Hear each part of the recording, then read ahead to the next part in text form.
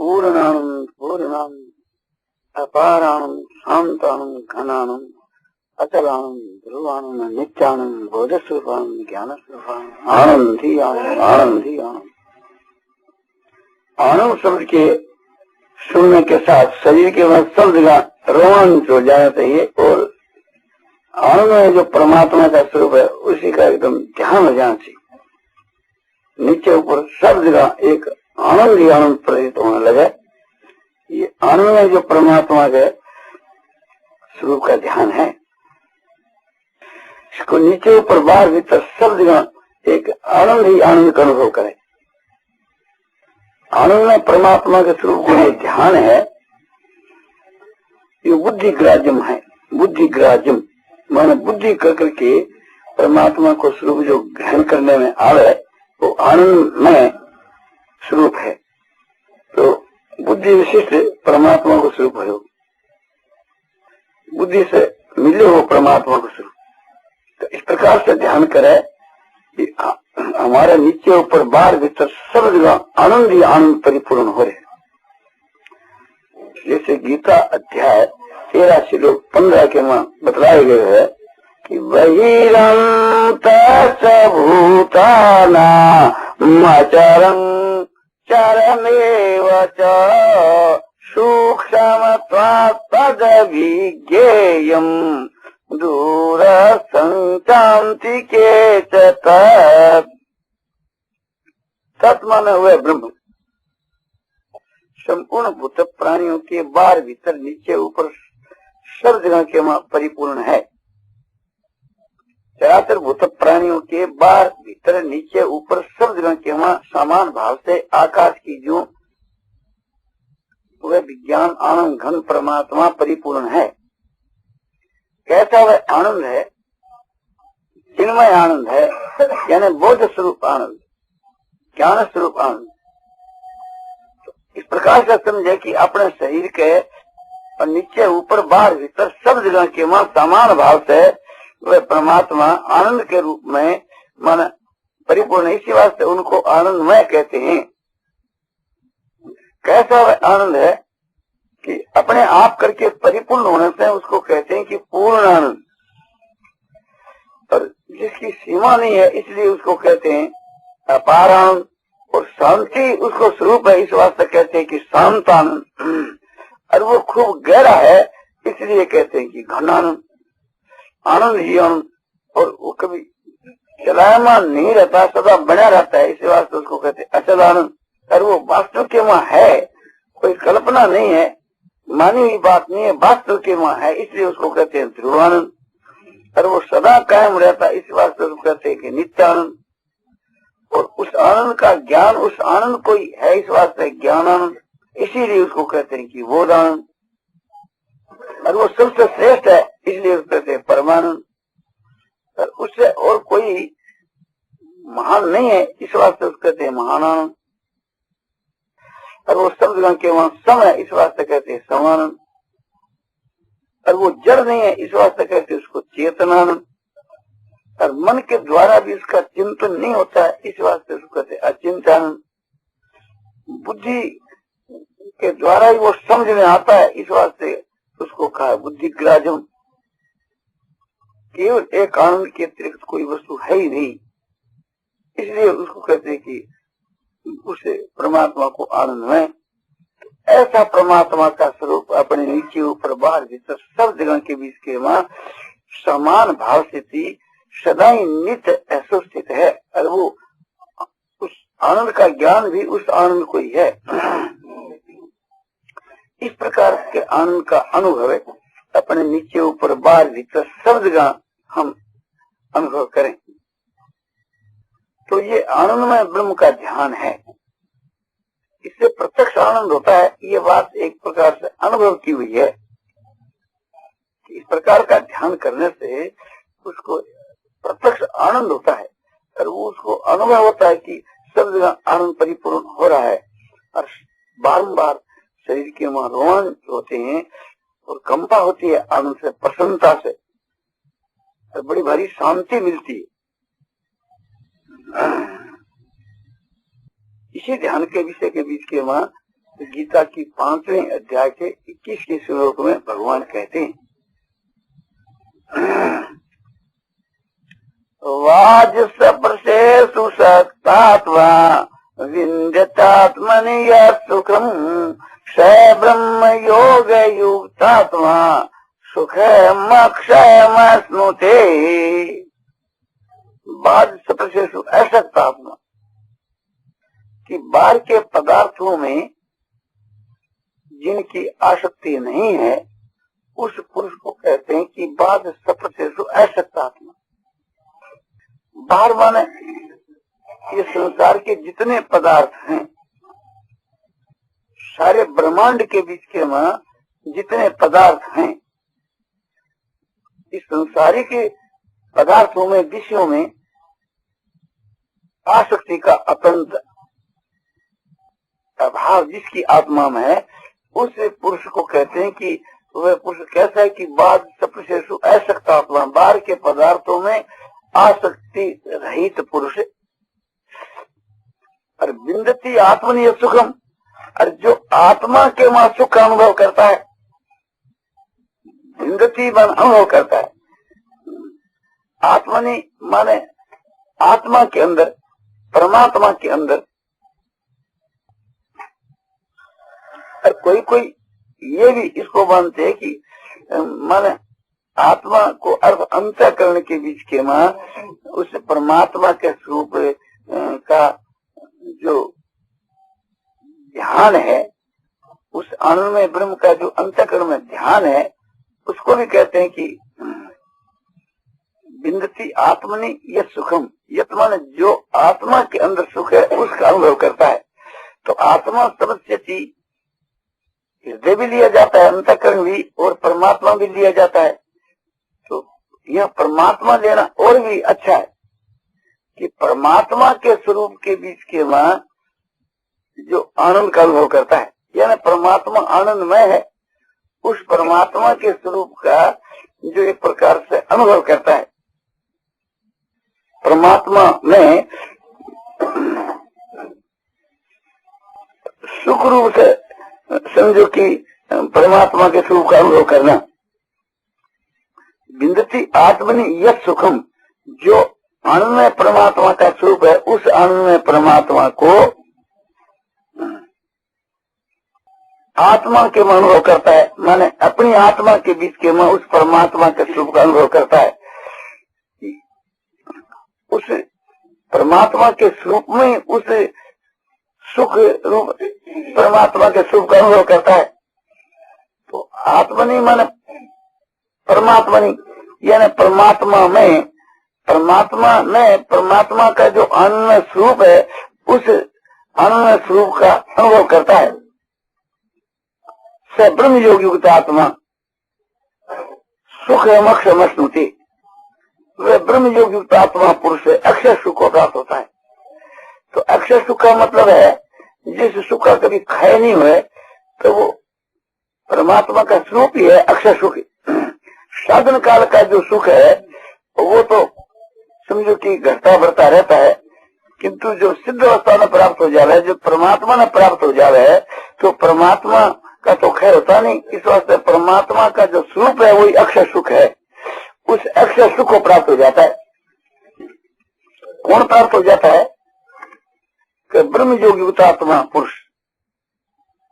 ब्रह्म योग माने ब्रह्म जो है परमात्मा, योग माने उस ब्रह्म के बीच के में जो एकता, आत्मा और परमात्मा एक ही वस्तु है। उस ब्रह्म के साथ में परमात्मा के साथ में जो जीवात्मा की एकता है, उसका नाम हुआ ब्रह्म योग। उस ब्रह्म योग यानी उस ब्रह्म के स्वरूप में जिसकी आत्मा युक्त है और जिसका मन उस ब्रह्म के बीच के में समावेश हो गया है, ब्रह्म के मन जिन्हें के मन बुद्धि एकदम प्रवेश कर गए हैं, उस सच्चिदानंद घन परमात्मा के मां जो प्रवेश कर गया है, एक ही भाव हो गया है, उस ब्रह्म रूप ही जिसका मन बुद्धि और उसकी आत्मा एक रूप हो गई है, यानी ब्रह्म से और कोई एक प्रकार से अलग कोई चीज नहीं रही। इस प्रकार से ब्रह्म के स्वरूप में जिसकी स्थिति है, और तुम तो उस ब्रह्म के स्वरूप का ध्यान होता है, और ध्यान होने के बाद के बीच के में उसका मन जो है सो ब्रह्म तद्रूप हो जाता है, फिर उसकी बुद्धि जो है सो तद्रूप हो जाती है, और फिर वह खुद जो उस ब्रह्म के बीच के में एक ही भाव से स्थित हो जाता है, यानी अपनी समझ से ब्रह्म में ब्रह्म रूप ही बन जाता है। ऐसे पुरुष को कहा गया है कि ब्रह्म योग युक्त आत्मा। तो वह पुरुष जो है फिर उस ब्रह्म को ही प्राप्त हो जाता है। ब्रह्मवित् ब्रह्म एव भवति, ब्रह्म देता है तो ब्रह्म ही बन जाता है। तो आनंद में ब्रह्म का ध्यान करने का ये फल होता है। फल क्या होता है कि वो फिर ब्रह्म ही बन जाता है, आनंद में ही बन जाता है।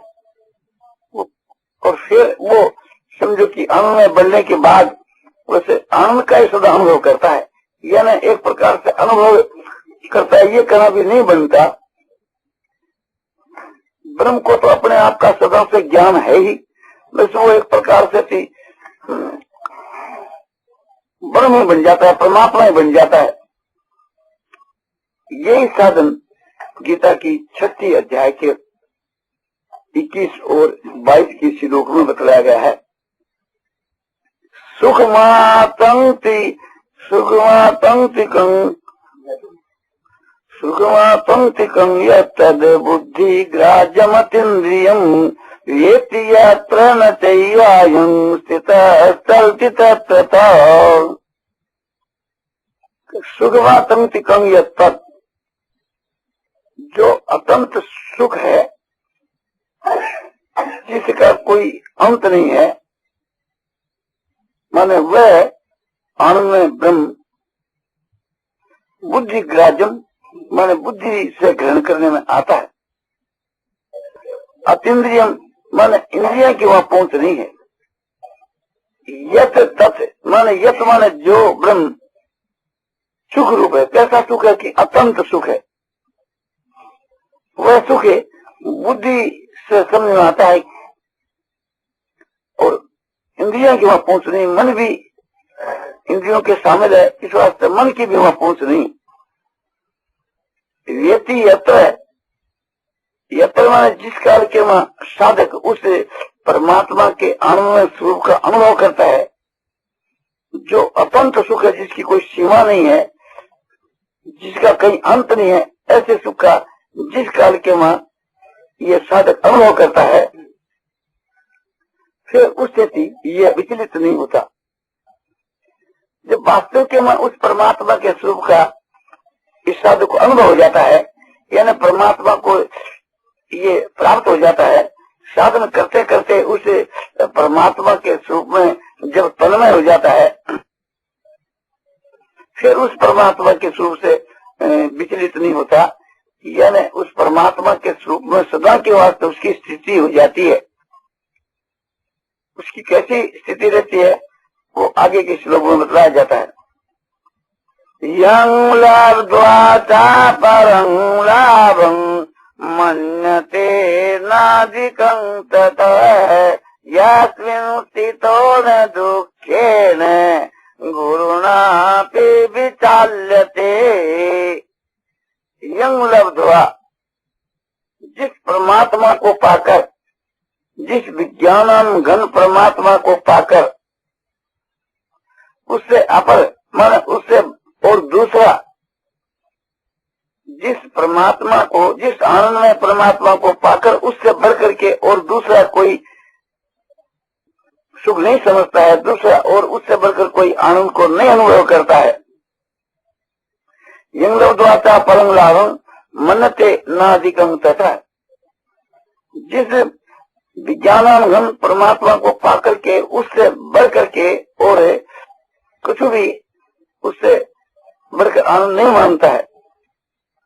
जिस आनंद में परमात्मा को पाकर उसे परमात्मा से बढ़कर और आनंद का अनुभव नहीं करता है, यानी आनंद को नहीं मानता है। और इसमें स्थित होना दुखे ने, और जिस आनंद में स्थित हुआ भारी दुखों के द्वारा भी विचलित नहीं होता है, भारी दुखों के द्वारा भी विचलित नहीं किया जा सकता है। अर्थात उसके शरीर के ऊपर और मन के ऊपर बड़ी बड़ी आपत्तियां आकर के प्राप्त होती है, किंतु वो परमात्मा के स्वरूप से कभी विचलित किसी भी प्रकार से नहीं किया जाता है, न स्वतः विचलित होता है और न दुखों के द्वारा विचलित किया जा सकता है। तो ये समझना चाहिए कि वो परमात्मा के स्वरूप में स्थित है या न परमात्मा को प्राप्त हो चुका है। जब परमात्मा की प्राप्ति हो जाती है तो उसके बाद के उस आनंद में परमात्मा के स्वरूप से ये कभी विचलित होता नहीं और किसी भी प्रकार से विचलित दूसरे के द्वारा किया जा सकता नहीं। सदा उस परमात्मा के स्वरूप के वहीं एसोसिएट रहता है। तो ये उसकी कसौटी है। एक तो ये कसौटी है कि उस पूर्ण आनंद को प्राप्त होकर के उससे बढ़ करके और भी कोई आनंद है, ये इसे की भावना नष्ट हो जाती है, यानी उसको और कोई आनंद है ये एक प्रकार से भाव नहीं रहता। एक परमात्मा से बढ़ करके और कोई वस्तु है, ये जो एक प्रकार से भाव नहीं होता। संसार के वहां जितने जो मनुष्य हैं या कोई भी है, वे सभी आनंद को चाहते हैं और आनंद की भूख लगी रहती है, किंतु परमात्मा की प्राप्ति होने के बाद के बीच के वहां और आनंद की इच्छा नहीं रहती। उससे बढ़कर और कोई भी आनंद है, ये उसके हृदय में भाव ऐसा नहीं होता। और दूसरी यह उसकी परीक्षा है कि उसके मन पर, बुद्धि पर, शरीर के ऊपर भारी से भारी आपत्तियां आकर के प्राप्त हुए, या उसको आग में झोंक दिया जा, या उसको शस्त्र से काटा जा, उसके शरीर को शस्त्र से काटा जा, या संसार के वहां बड़ी भारी आपत्ति आकर के प्राप्त हुए, तो भी वो अपने उस परमात्मा के स्वरूप से विचलित नहीं होता, उसी में नित्य स्थित रहता है। उस आनंद में परमात्मा में स्थित होकर के वो खुद आनंद में ही बन जाता है। इसके लिए हम लोगों को हर वक्त उसे आनंद में परमात्मा के में मग्न रहना चाहिए। जैसे बताया, यो अंतर सुख अंतराराम है तथा अंतर ज्योति रेवय स योगी ब्रह्म निर्वाण ब्रह्म भूतोदिगच्छति। जो अंत माने आत्मा, आत्मा में ही जो सुख वाला है, यानी उस परमात्मा का जो स्वरूप आनंदमय है, उस आनंद में परमात्मा को ही अनुभव करने वाला है। हर वक्त उस परमात्मा को ही अनुभव करता रहता है। बाहर के पदार्थों के बीच के वहां सुख का अपंत अभाव है। इस बात को समझ करके जो ब्रह्म, जो परमात्मा है, वही सबकी आत्मा है। इस वास्ते उस परमात्मा ने माने उसे आत्म स्वरूप परमात्मा के स्वरूप में ही आनंद का अनुभव करता है। उसको कहते हैं कि अंत सुख। अंत माने उस परमात्मा में, आत्मा में सुख का अनुभव करने वाला। अंतराराम है, बारंबार उस आनंद में परमात्मा के स्वरूप की जो आवृत्ति करता रहता है, कि जैसे पूर्ण आनंद, अपार आनंद, शांत आनंद, घन आनंद, अचल आनंद, ध्रुव आनंद, नित्य आनंद, बोध स्वरूप आनंद, ज्ञान स्वरूप आनंद, आनंद ही आनंद, आनंद ही आनंद। इस प्रकार से थी उस आनंद में परमात्मा के स्वरूप की आवृत्ति करता रहता है, यानी उस परमात्मा के स्वरूप का मनन करता रहता है। उसको कहते हैं कि आत्मा राम, उसको कहते हैं कि अंतराराम है। अंत माने आत्मा के बीच के मां आराम करने वाला, आत्मा के बीच के मां विचरने वाला, आत्मा का मनन करने वाला, आत्मा के मां रमने वाला। तो यही उस परमात्मा के स्वरूप में रमण है। इस परमात्मा के स्वरूप का ही बार बार जो अनुभव है, उसी को बार बार समझो कि मनन करता रहता है। उसको कहते हैं अंतराराम है। और अंत ज्योति, अंत माने आत्मा, तो आत्मा के वह ज्योति वाला। आत्मा यानी परमात्मा, परमात्मा मैं ज्योति वाला का यह मतलब है कि परमात्मा को ही ज्योति रूप से देखता रहता है। यानी परमात्मा जो है सो चेतन है, वह जो आनंद है सो चिन्मय है। उस आनंद में परमात्मा को चेतन स्वरूप से, ज्ञान स्वरूप से अनुभव करता रहता है। उसको कहते हैं अंत ज्योति। अंत माने परमात्मा, परमात्मा में ज्योति वाला, यानी ज्योति स्वरूप जो परमात्मा है, या ज्योति माने चिन्मय ज्योति, जड़ ज्योति नहीं। तो परमात्मा जो है सो ज्योति स्वरूप है, यानी वे आनंदमय परमात्मा विज्ञान स्वरूप है। उस आनंदमय ब्रह्म को विज्ञान रूप में देखता रहता है। उसको कहते हैं कि अंत ज्योति से योगी ब्रह्म निर्वाण ब्रह्म भूतोदि गच्छति। वह ब्रह्म भूत योगी निर्वाण ब्रह्म को प्राप्त होता है। वह ब्रह्म भूत योगी, ब्रह्म भूत योगी क्या?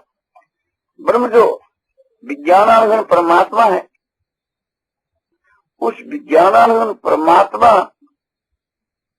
के स्वरूप में जो तन्मय हो गया है, यानी मैं विज्ञानानंद परमात्मा हूं, इस प्रकार का अनुभव करता है। ब्रह्म भूत माने ब्रह्म स्वरूप, अपने आप को ब्रह्म स्वरूप देख रहा है। यानी उसको ये प्रत्यक्ष की माफक अनुभव हो रहा है कि मैं साक्षात ब्रह्म स्वरूप ही हूँ। उस ब्रह्म के बीच के में इतना तन्मय हो गया कि उसको ऐसा प्रतीत होने लग गया कि मानो वो विज्ञानानंद परमात्मा मैं ही हूँ। इस प्रकार से थी, जब उसको अनुभव एकदम प्रत्यक्ष की भांति होने लगता है, उसको कहते हैं कि ब्रह्मभूत। ऐसा ब्रह्मभूत योगी निर्वाण ब्रह्म को प्राप्त हो जाता है। यानी वास्तव के बीच के वहां जो निर्विशेष ब्रह्म का जो स्वरूप है, सत्यम ज्ञानम तम ब्रह्म, जिसकी व्याख्या की गई है कि वह ब्रह्म जो है सो सत्य स्वरूप, ज्ञान स्वरूप, बोध स्वरूप और महान, और ऐसा वो परमात्मा का आनंद स्वरूप है। उसे वास्तव में उसे ब्रह्म को प्राप्त हो जाता है। इस प्रकार पहले तो साधन करता है, वो अपनी दृष्टि से अपने आप को ब्रह्म रूप में देखता है, और फिर वास्तव के बीच के वहां वो असली जो ब्रह्म का जो स्वरूप है, जिसका वर्णन नहीं किया जा सकता है, साधन का जो फल स्वरूप जो है, जिसको अमृत के नाम से कहा गया है, जिसको विज्ञानानंद ब्रह्म के नाम से कहा गया है, उसी का नाम यहाँ निर्वाण ब्रह्म है, माने शांतिमय ब्रह्म, यानी शांत स्वरूप। एक प्रकार से शांति ही जिसको स्वरूप है, ऐसा जो शांतिमय जो ब्रह्म है, उस विज्ञानानंद ब्रह्म को या निर्वाण ब्रह्म के नाम से कहा गया। उसी ब्रह्म को एक प्रकार से अमृत के नाम से कहा गया। गीता की 13वीं अध्याय के 12 के श्लोक में ज्ञेयं यत् तत्प्रवक्ष्यामि यज्ञात्वा अमृतमश्नुते, जो जानने के योग है उस ब्रह्म को मैं तेरे लिए कहूंगा कि जिसको तू जान करके अमृत को प्राप्त हो जाएगा। तो साधन काल के बीच के वहां जो जानने में ब्रह्म का स्वरूप आता है, अपनी बुद्धि से जो ग्रहण करने में आता है, जिसको बुद्धि ग्राह्य कहा है, वह जो ब्रह्म का जो स्वरूप है, उसका फल है एक प्रकार से अमृत की प्राप्ति। तो अमृत के नाम से भी यहाँ उस विज्ञानानंद ब्रह्म को ही कहा गया है।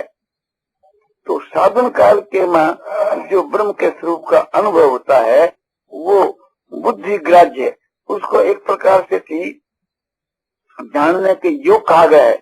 और उसका जो फल है, जहाँ वाणी नहीं पहुंच सकती, जहाँ मन बुद्धि की सामर्थ्य नहीं है, उसका नाम यहाँ अमृत कहा गया है।